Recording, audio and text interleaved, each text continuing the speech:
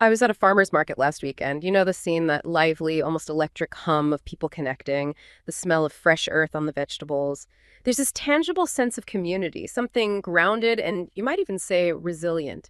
But it's a hard image to hold on to because it clashes so much with that other feeling you get scrolling through the news, that sense of these massive impersonal forces, global corporations, complex algorithms, political standoffs that feel completely out of our control. It's like we're watching two different movies at the same time. One is about communities building strength from the ground up. The other is about a system so complex and strained, it feels like it could just unravel.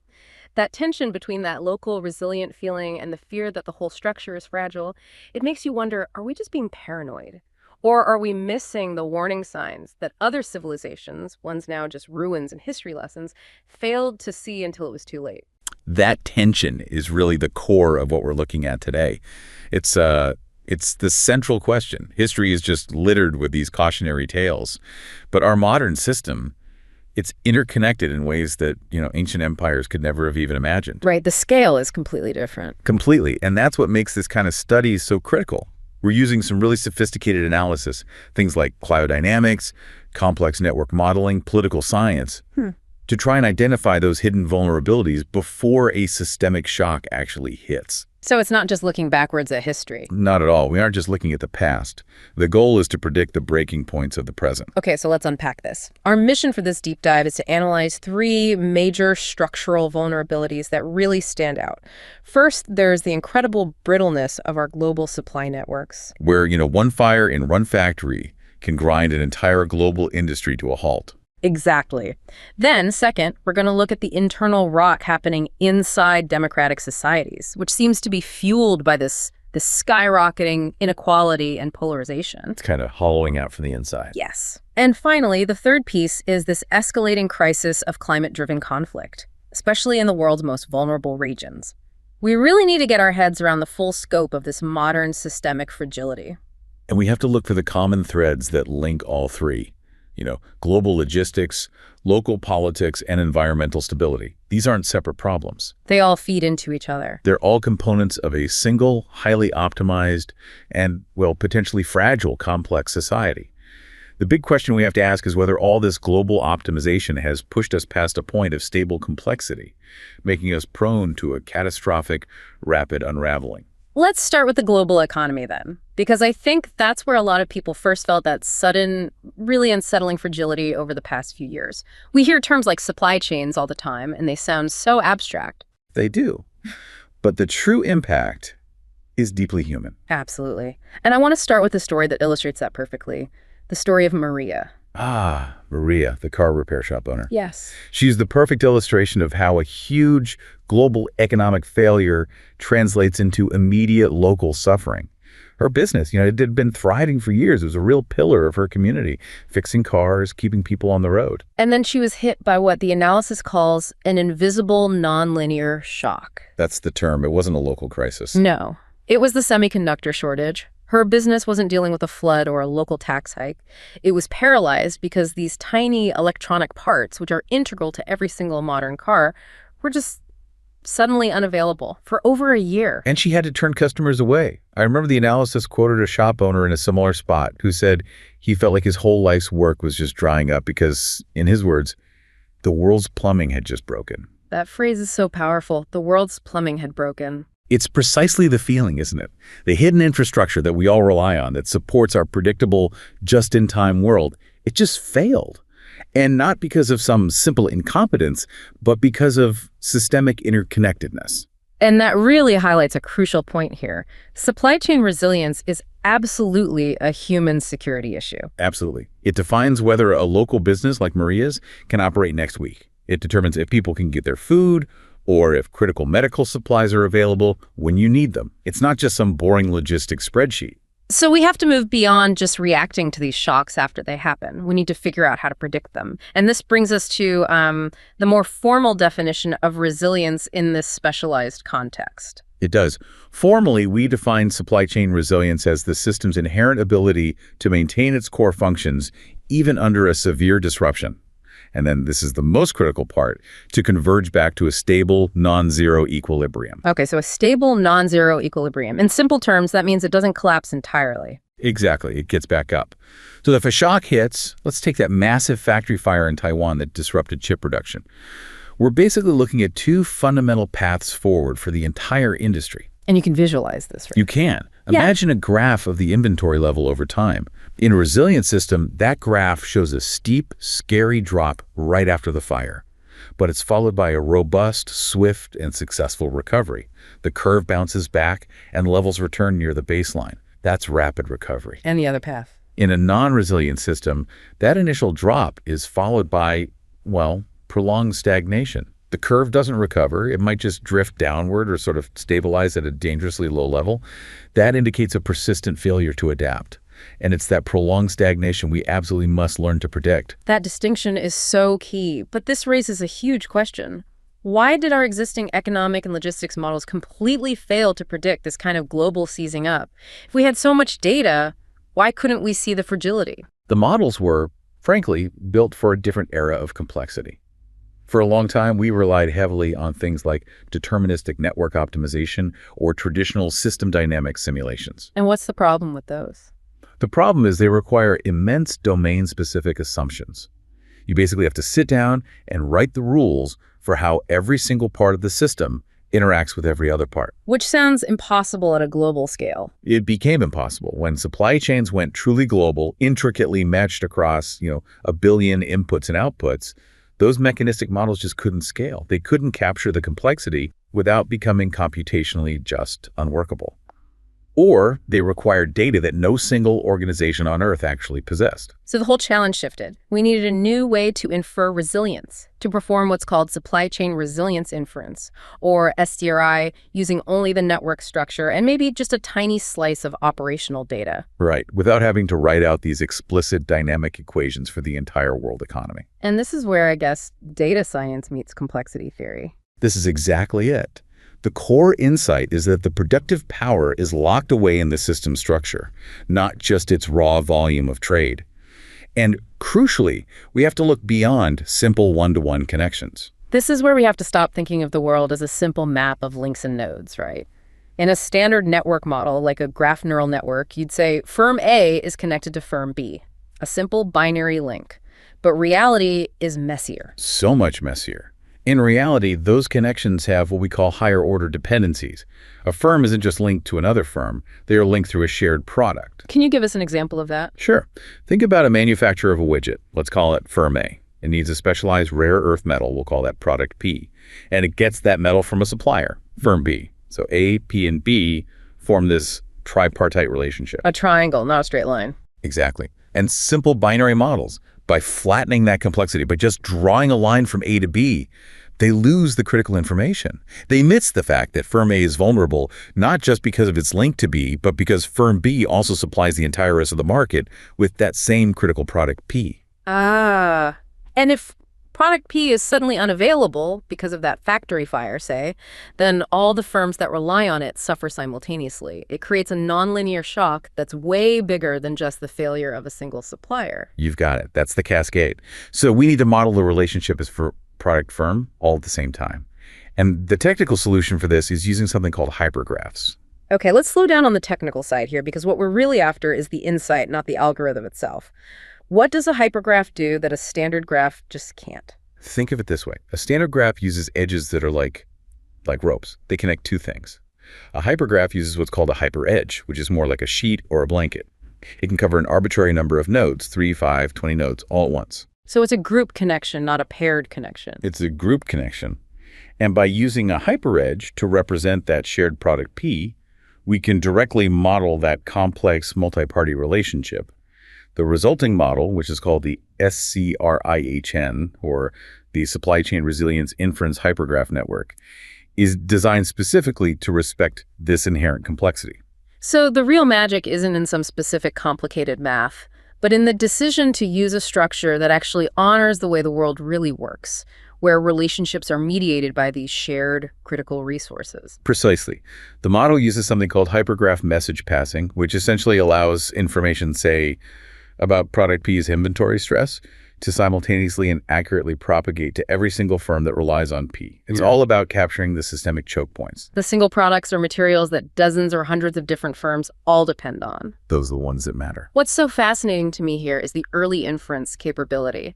The studies didn't need to watch the entire system collapse over months or years to make a good prediction. That's the most critical policy implication of this work. The research demonstrated that you only need a very small, very early snapshot of inventory dynamics. We're talking about the first 5 time steps, just the first few days or weeks of how inventory levels are shifting after an initial shock. That's it, just 5 data points. Just that, combined with the hypergraph structure to predict the long-term resilience outcome.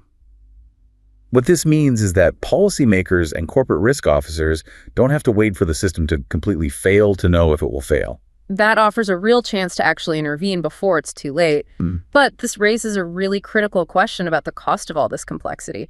To build a hypergraph model this detailed, you'd need massive amounts of highly specific data. You would. You'd need to know which firms use which products in what quantity, what their internal inventory dynamics look like.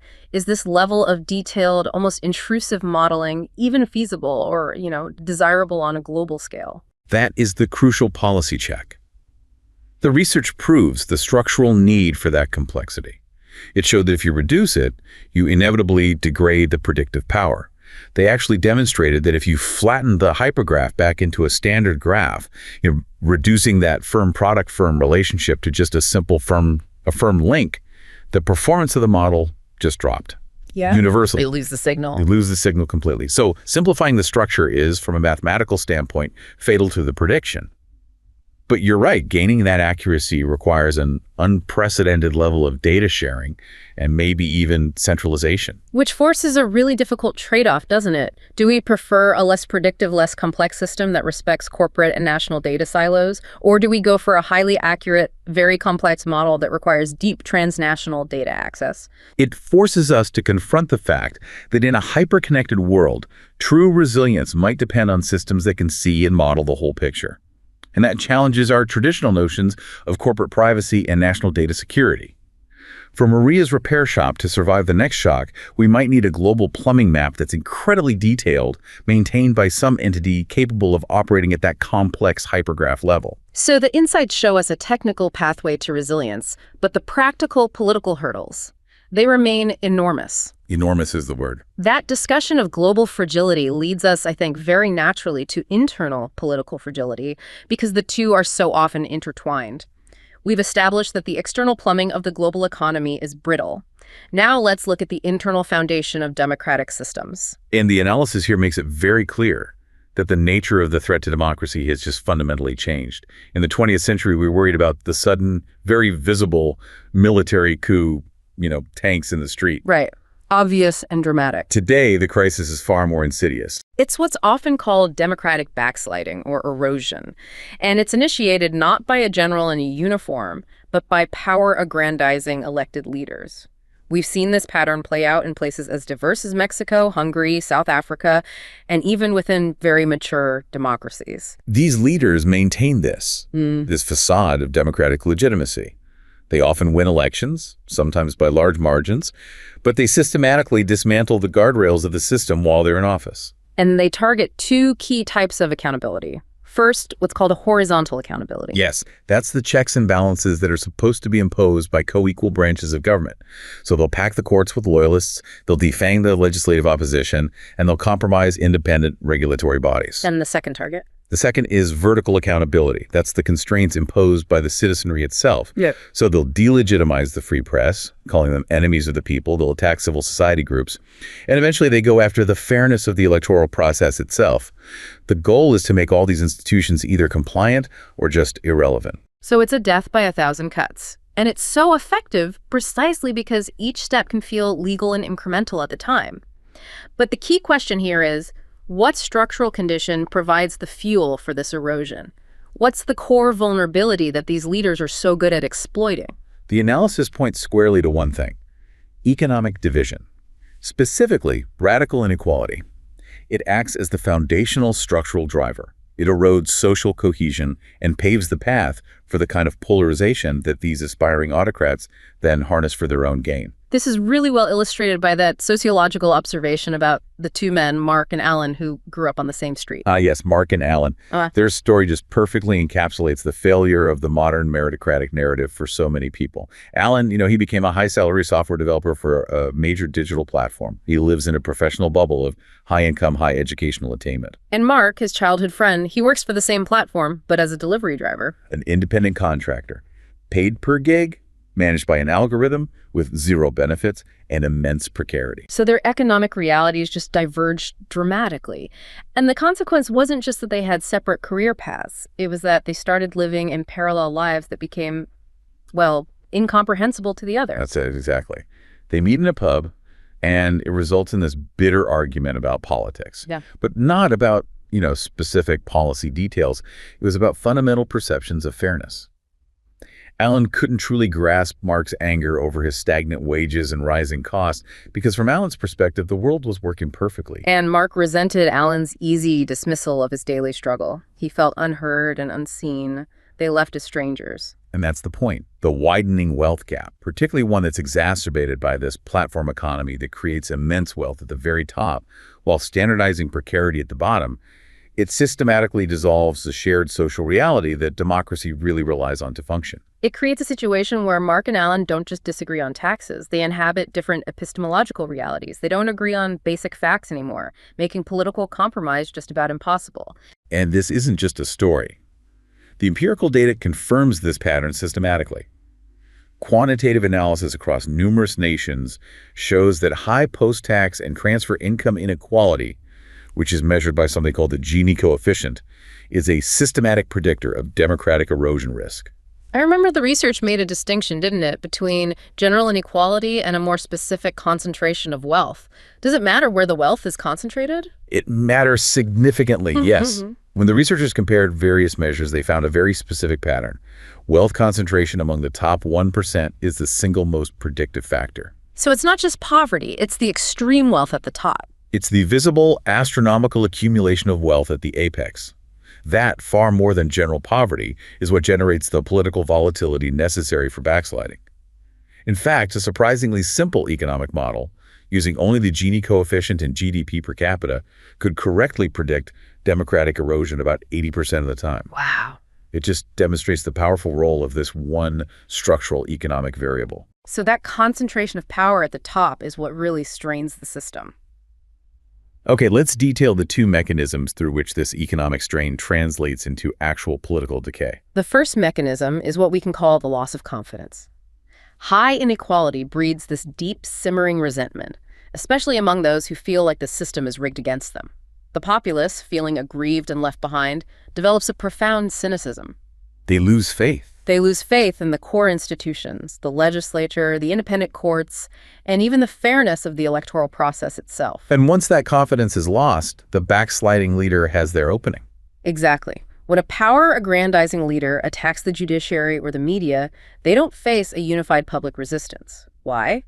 Because a significant portion of the population already believes those institutions are corrupted or dysfunctional, or that they only serve the elites.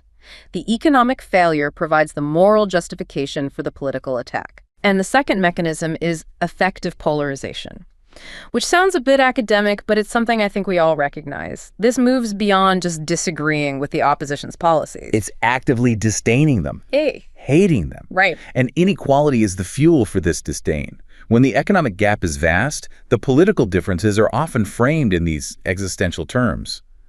Citizens start to view the opposition not just as wrong, but as despicable, or anathema, or an existential threat to the nation's future. And if the opposition is an existential threat, then any means necessary to stop them, even undermining democracy itself, suddenly becomes tolerable. That is the tragic equation.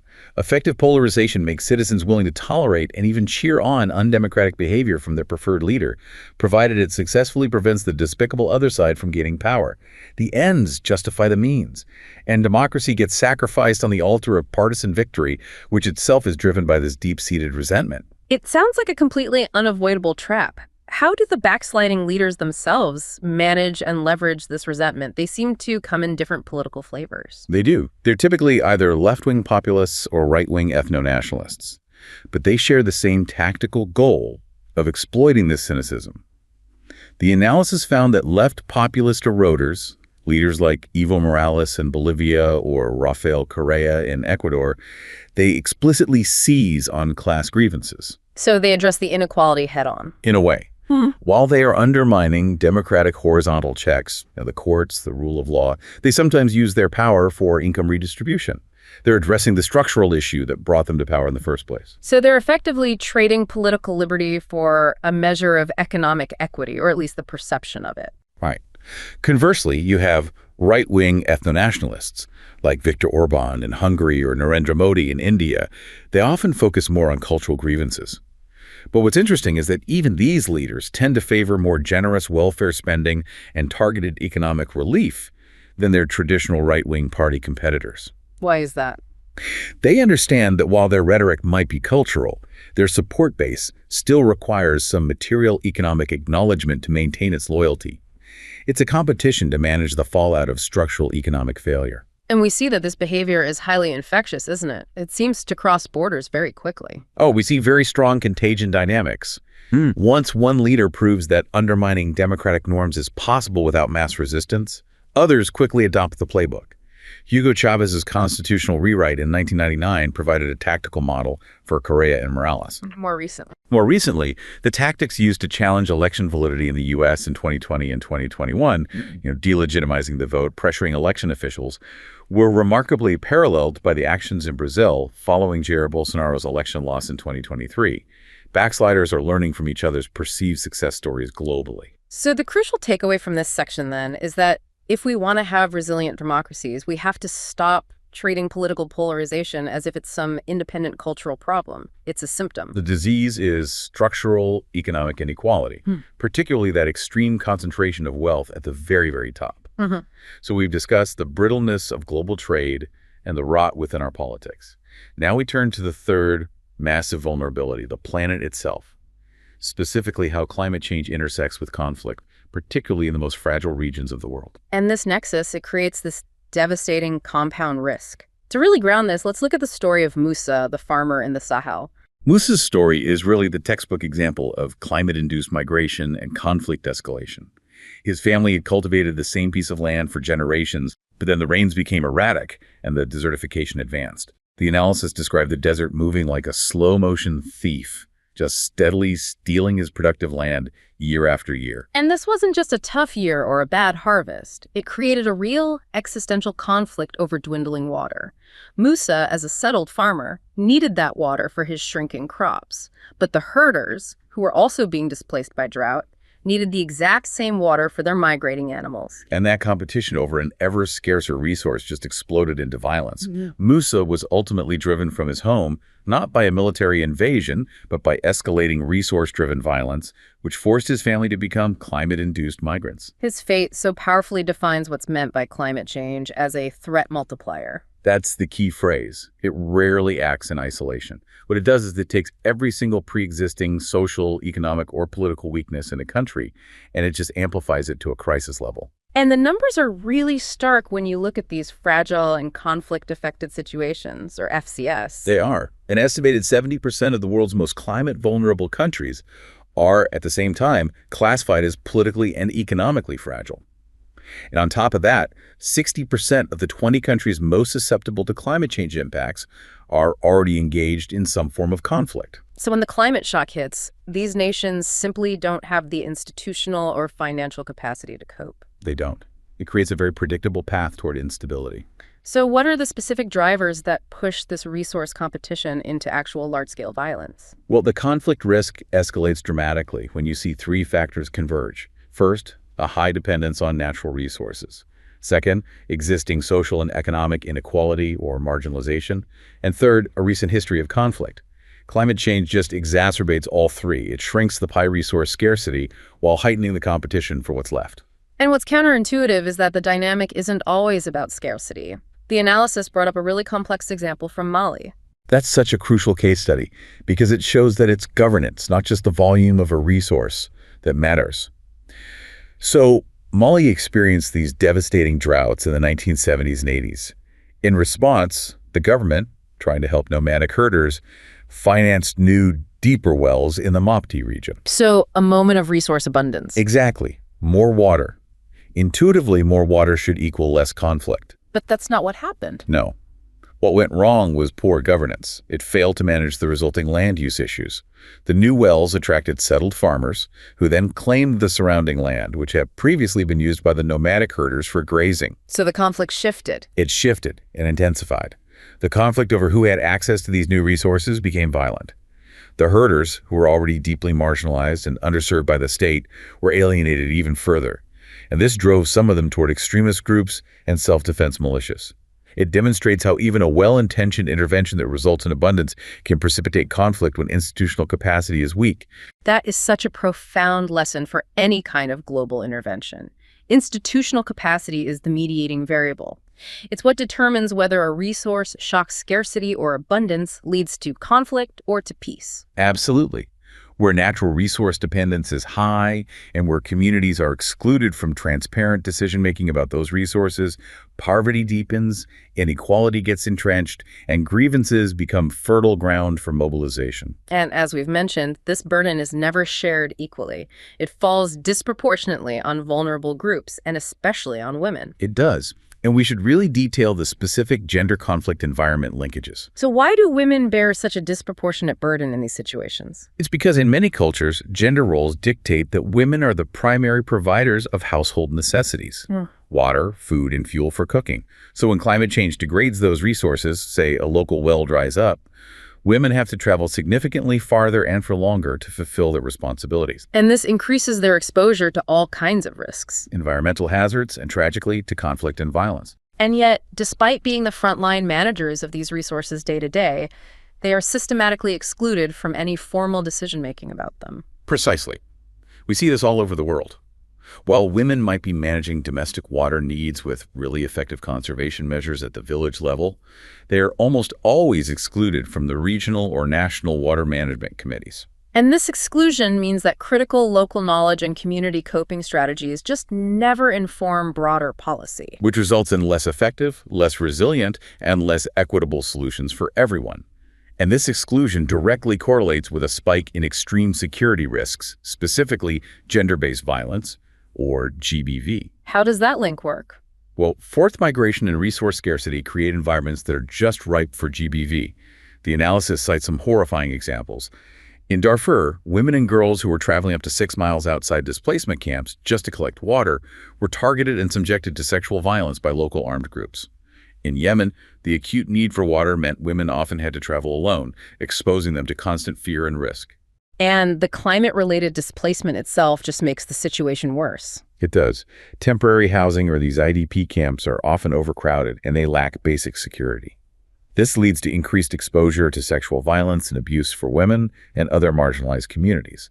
And on top of that, we see these extreme negative coping strategies emerge, like forced marriage. Forced marriage as a way to resolve a resource conflict. That's just devastating. It is. In places like Djibouti, forced intercommunal marriage has been reported as a way to settle disputes over a pasture, livestock, and water between pastoral communities. It's an attempt to build a perceived peace through a transaction that severely harms women and girls. And it's not just there. No, girls face drastically heightened risks of forced or early marriage in any situation of protracted conflict and climate shocks. In Yemen, for example, those rates reportedly tripled because of the combined pressures of economic collapse and food insecurity. So we have this situation where women are absolutely vital agents for stability. They're managing resources. They're often involved in local conflict prevention, yet they are completely sidelined from any formal peace processes. Tragically so. The data speaks for itself. If you review major global peace processes between 1992 and 2019, women held only 13% of negotiator roles, a mere 6% of mediator roles, and 6% of signatory roles. Their informal, grassroots contributions to stability are just consistently ignored when the formal structures of peace and statecraft are established. So if the climate conflict trap is defined by a lack of institutional capacity and by exclusion, then the solution has to focus on building inclusive capacity. This is where environmental peacebuilding comes in. Environmental peacebuilding is a systemic approach. It posits that actively managing environmental issues, things like water sharing, land use, ecosystem restoration, can serve as a really powerful foundation for conflict prevention, mitigation, resolution, and recovery. It provides practical, immediate entry points for key humanitarian and peace-building objectives. How does that translate into concrete action, into, peace dividends on the ground? There are four major pathways. First, the provision of basic services. Natural resource management, or NRM, can be used to deliver sustainable access to essentials like water, food security, and energy. That directly reduces the immediate resource tensions. Okay, that makes sense. What's the second? Second, it's a tool for restoring government functions. If a government can establish equitable and transparent distribution systems for water or manage land tenure fairly, it starts to rebuild its legitimacy and the trust of its people in the state. Which directly addresses that governance failure we saw in the Mali example. Precisely. Third, NRM fosters social cohesion. Inclusive and transparent systems for resource management force previously warring or suspicious communities to cooperate and build horizontal social capital. That's trust among communities, while simultaneously building vertical social capital. That's trust in the institutions managing the resources. And the final pathway. Finally, it supports economic revitalization. In post-conflict economies, stability is often agrarian.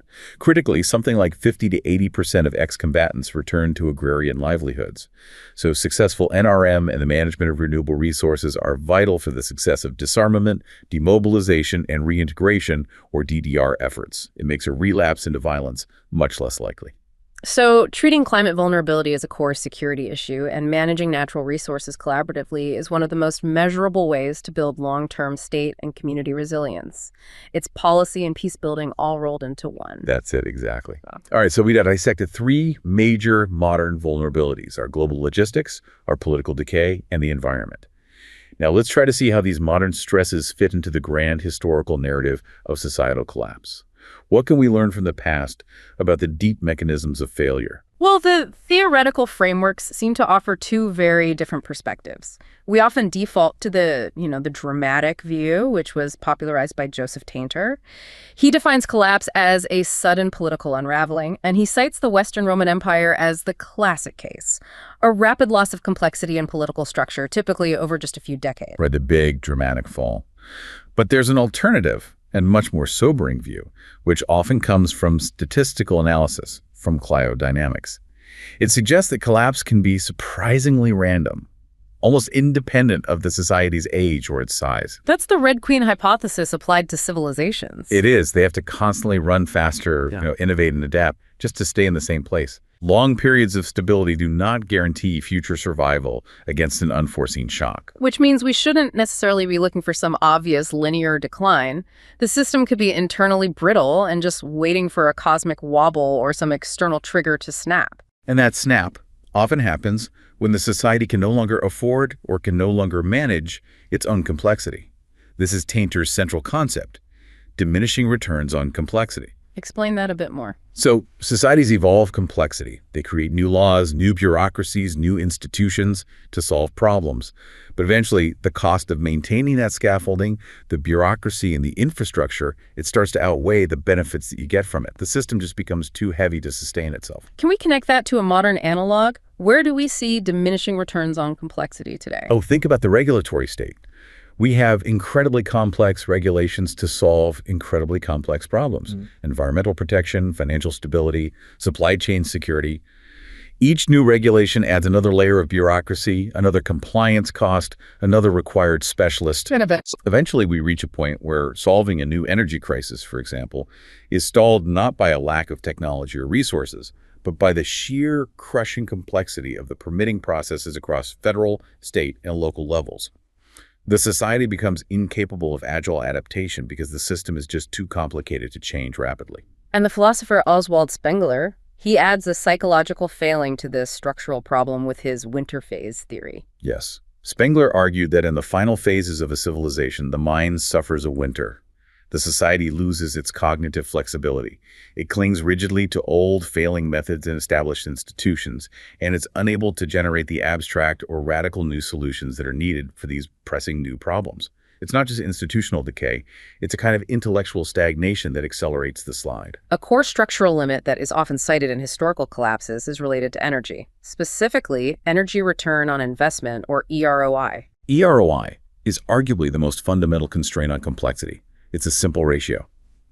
It measures the amount of usable energy a society gets back for every single unit of energy it invests in procuring it. So if EROI is high, like when we first discovered easy-to-pump oil, the society generates this immense surplus energy. Which funds growth, expansion, and all that complexity we just talked about. But as the most accessible resources are used up, that EROI inevitably declines. Precisely. You have to work harder and harder, spend more energy, more time, more resources, just to secure the same basic energy input.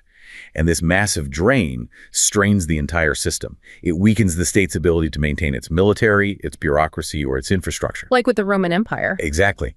The Roman Empire had to spend ever greater resources just securing distant grain shipments and maintaining its vast road network simply to keep the existing structure functioning. That sapped resources that could have gone to innovation or defense. And this strain has enormous modern relevance. The entire debate around the energy transition often seems to overlook this ERI factor. It often does.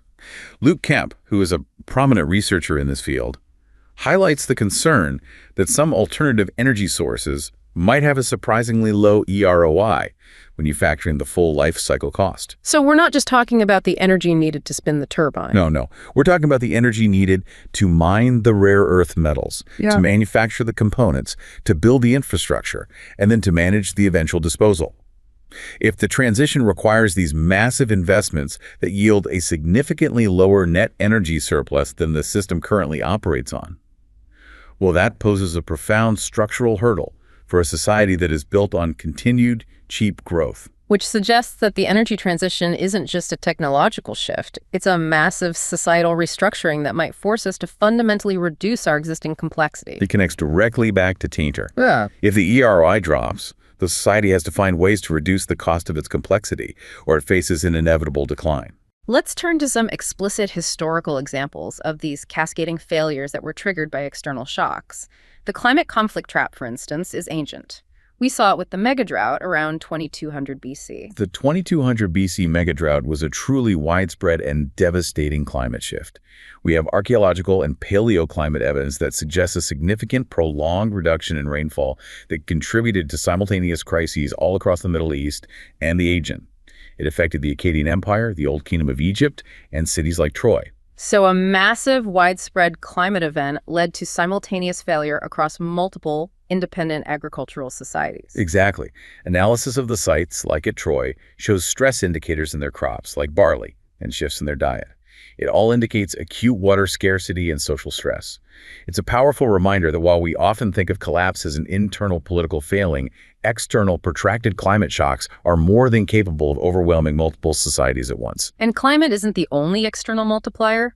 Disease has repeatedly acted as a catastrophic collapse multiplier. Oh, pandemics are system shredders. Look at the Roman Empire again. The Antonine Plague, which was likely smallpox or measles, arrived in the 2nd century AD and caused massive demographic loss.